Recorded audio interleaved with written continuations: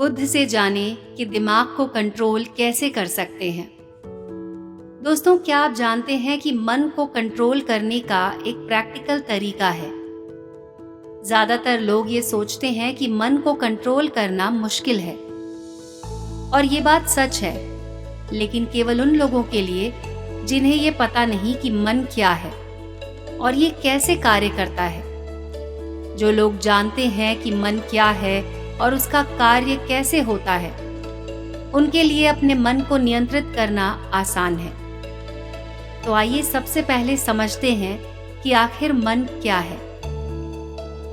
हमारा मन दो हिस्सों में बटा हुआ है। पहला चेतन मन और दूसरा अवचेतन मन। चेतन मन को हम सब बुद्धि के नाम से जानते हैं। ये हमारे अंदर एक फिल्टर की तरह काम करता है। जो भी जानकारी हमारे अंदर जाती है उसे ये जांचता है, परखता है। चेतन मन के पास तर्क करने की क्षमता है और सही गलत के बीच चुनाव कर सकता है, परंतु अवचेतन मन ऐसा नहीं है। हमारा अवचेतन मन सही और गलत के बीच चुनाव नहीं कर सकता। जो भी जानकारी चेतन मन सही मानकर अवचेतन मन में भेजता है, वो उसका विरोध नहीं कर सकता, चाहे वो जानकारी गलत ही क्यों ना हो। एक उदाहरण से इसे समझते हैं। मान लीजिए कोई व्यक्ति आपको कमजोर कहता है, लेकिन आप कमजोर नहीं हैं, तो आपका चेतन मन उस व्यक्ति की बात का विरोध करेगा।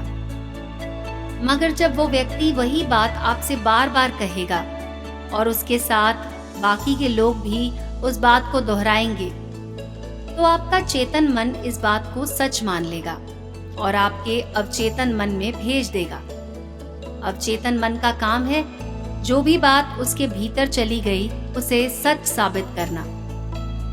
आप सबको याद होगा कि जब हम छोटे हुआ करते थे, उस समय हमारे अंदर बहुत आत्मविश्वास था, लेकिन जैसे जैसे हम बड़े होते गए, हमारा आत्मविश्वास कम होता चला गया, क्योंकि हमारे स्कूल, कॉलेज और हमारे समाज में कई बार हमें नकारात्मक बातें सुनने को मिली और हमारा अवचेतन मन उन्हें ही सच मान बैठा। हो सकता है आपने इस बात पर ध्यान दिया हो कि आप गलत करना तो नहीं चाहते, लेकिन फिर भी गलत करते हैं। आप डरना नहीं चाहते, लेकिन डर जाते हैं। ऐसा इसलिए है क्योंकि जाने अनजाने में आपके अवचेतन मन में बहुत सारी गलत जानकारी चली गई है, जिसे आपका मन सच मान बैठा है। तो अब सवाल ये उठता है कि इसका हल क्या है, क्योंकि बहुत सारी गलत जानकारी हमारे अंदर जा चुकी है। हमारा आत्मविश्वास कम हो चुका है। अब हमें ये समझना होगा कि हमारा चेतन मन जानकारी कहाँ से लेता है। हमारे अंदर जानकारी जाने के 5 द्वार हैं: आँख, कान, नाक, जीभ और त्वचा, जिन्हें हम 5 इंद्रियां कहते हैं। बहुत सारी गलत जानकारी हमारे भीतर जाने के कारण हमारा मन हमारे वश में नहीं है। अगर हम अपने मन को अपने वश में करना चाहते हैं, तो हमें बहुत सारी सही जानकारी अपने मन को देनी होगी। क्या आप जानते हैं सही और गलत जानकारी क्या है? सही जानकारी और गलत जानकारी के बीच का अंतर ये है कि ऐसी जानकारी जो आपको आपके लक्ष्य की तरफ ले जाए वो सही है, और गलत जानकारी वो है जो आपको आपके लक्ष्य से भटकाती है। जैसे कि एक सन्यासी का लक्ष्य है आत्मज्ञान, और आत्मज्ञान के लिए ध्यान करना आवश्यक है। अगर कोई चीज उसे ध्यान करने से रोकती है, तो वो उसके लिए एक गलत जानकारी है। मान लीजिए आप एक गायक बनना चाहते हैं। गायक बनने के लिए रियाज करना बहुत जरूरी है। अगर कोई चीज आपको रियाज करने से रोक रही है, तो वो आपके लिए एक गलत जानकारी है। तो अपने मन को कंट्रोल करने के लिए आपके पास एक लक्ष्य का होना बहुत जरूरी है।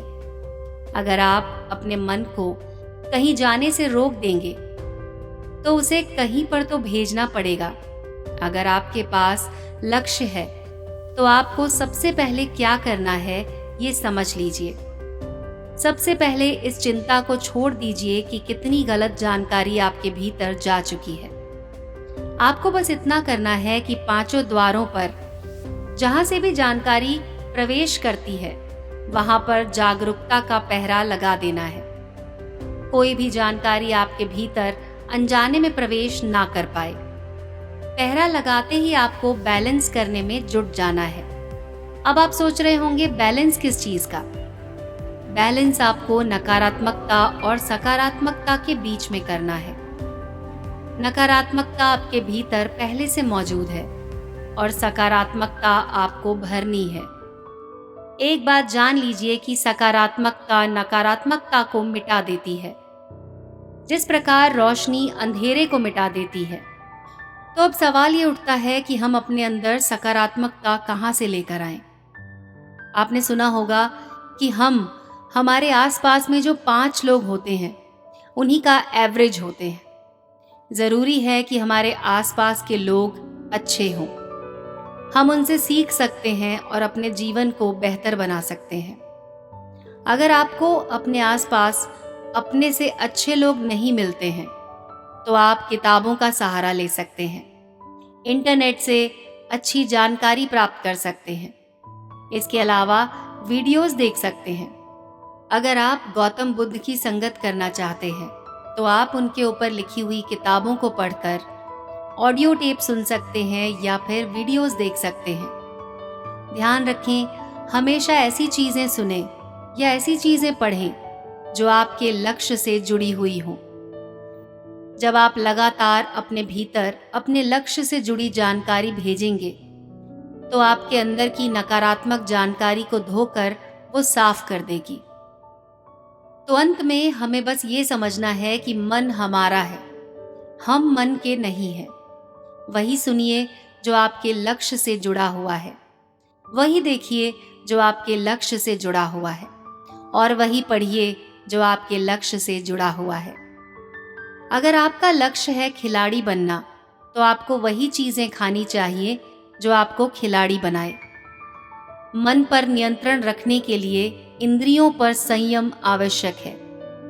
संयम के लिए अनुशासन आवश्यक है, और अनुशासन के लिए एक सही निर्णय आवश्यक है, जो आपको अभी लेना है।